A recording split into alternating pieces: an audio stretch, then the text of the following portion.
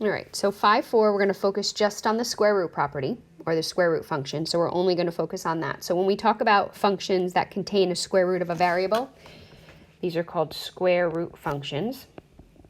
So square root functions.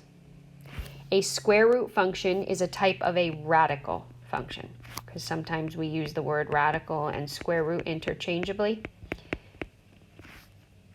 Okay, so typically the parent function is f of x equals the square root of x. That's what we see. Nothing was done to it, so we're good. So we're going to practice sketching this one.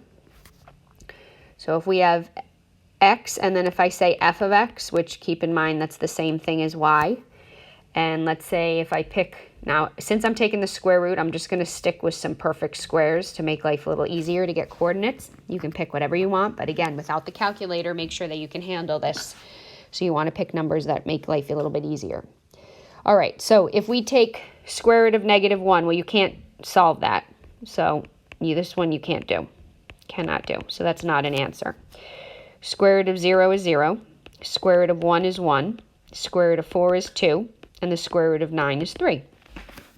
So the points that we have to work with are 0, 0, 1, 1, 4, 2, 1, 2, 3, 4, 1, 2, 5, 6, 7, 8, 9, 3. And you're going to see this little arched thing, and it's going to extend infinitely towards the right direction. Okay? Now the other important things to keep in mind that you're going to have to be finding here is domain, range, and the intercept. Okay, so the intercept is where it's crossing the y-axis, or the x-axis in this case. So that's going to be our 0, 0. And typically you're only going to find that there's probably going to be one intercept that you have to work with. For domain, those are the x values that apply. So the first point that I encounter is 0, and then it's everything to the right of it. So I'm going from 0 to infinity. It equals 0, so it gets a bracket. It does not equal infinity, so it gets a parentheses. For the range, the first y value that applies is 0, and the graph is going up. So I'm going from 0 to positive infinity. It equals 0, but it does not equal infinity. If you want to put positive infinity, certainly do that. But what we're going to be doing is we're going to be taking the parent function, and now we're going to be tweaking it.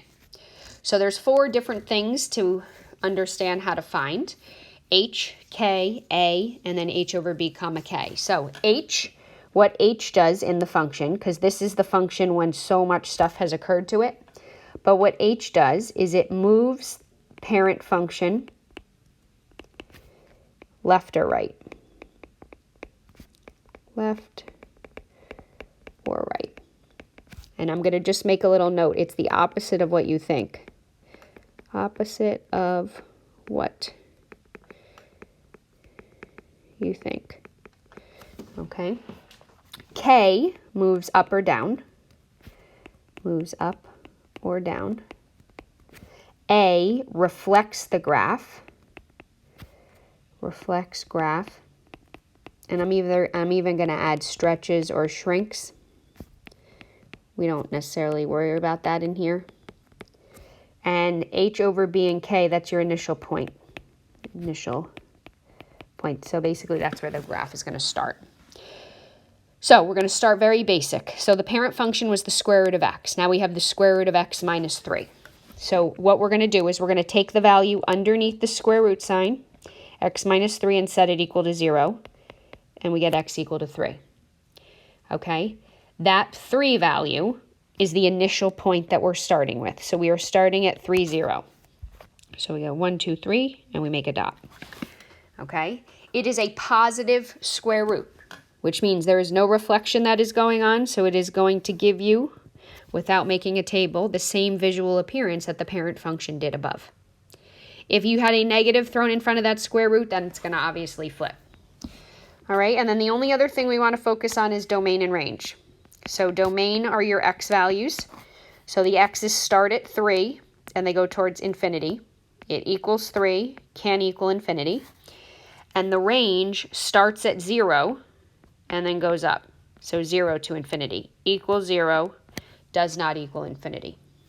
Okay, so this point right here is 3, 0. All right, everything on the back. Check, check, check, check. All right, let's see about B. All right, so with B, we're going to take the value inside, the 3x plus 6, set it equal to 0, and we get x equals -2. Okay? Now, we'd be fine by doing the same thing we did with A, but we've got all this other stuff added to it. So this 2 right here is telling me I'm going to go up 2. So instead of starting at -2, 0, I have to move my point up 2. So I'm going to go to where x is -2, but then I have to go up 2 to get to my starting point. So I'm actually going to start at -2, +2.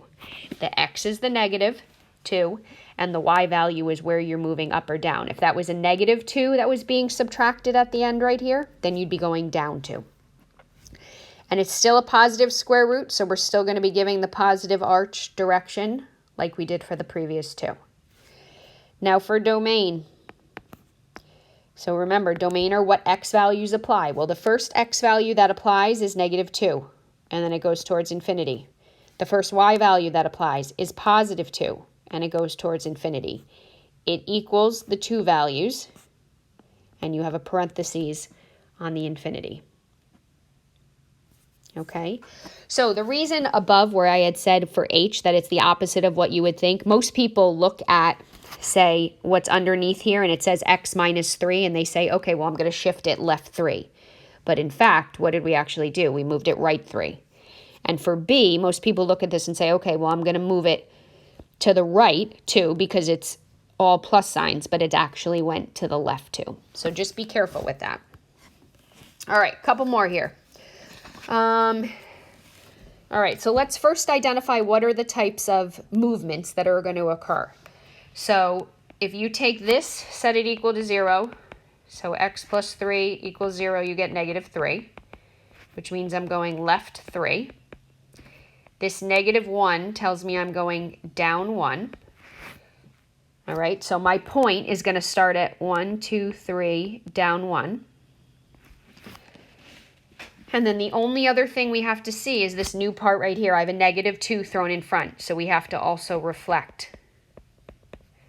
Okay? So usually when we look at a graph, it goes up. When you reflect it, it's going to go the opposite way. So instead of going up, it's actually going to go down. So your starting point is at -3, -1, and the graph is actually going to go down. So how does that affect things? Well, in terms of your domain, the first x value that applied was -3, and it still is going in the positive infinity direction. So that hasn't really changed. But with negative infinity, now we're going, the first y value is -1, but it's going towards negative infinity. So the way that I wrote it like that, if you think of a number line, that doesn't really make sense because negative infinity should be to the left. So we actually have to switch these. So the proper way of writing this interval is from negative infinity to -1, parentheses on the negative infinity, brackets on the -1.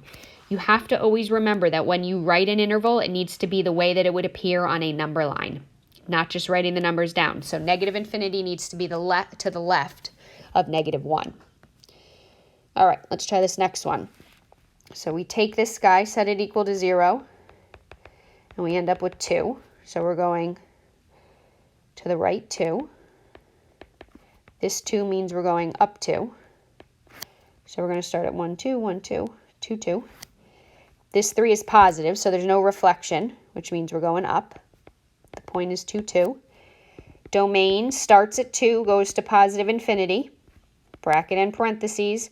Range starts at 2, goes to positive infinity. So those two look exactly the same. With E, we take the value underneath, set it equal to 0, and we get 0. Nothing's being added, so I'm going to start at the origin. And I have no reflection, so it's just going up. So the domain and range are both going to be 0 to positive infinity for those. All right, so now with F, what might be helpful is maybe to reorder it. So we have negative radical x plus 4 plus 5. Maybe put it in the same order we've been dealing with so that we can see what's underneath. Set that equal to 0. We get -4. So we're going to go left 4. This 5 means we're going to go up 5. So 1, 2, 3, 4, 1, 2, 3, 4, 5. So this is where we're starting. But then we have this extra sign here, which means we need to reflect it. So now it's going to go down.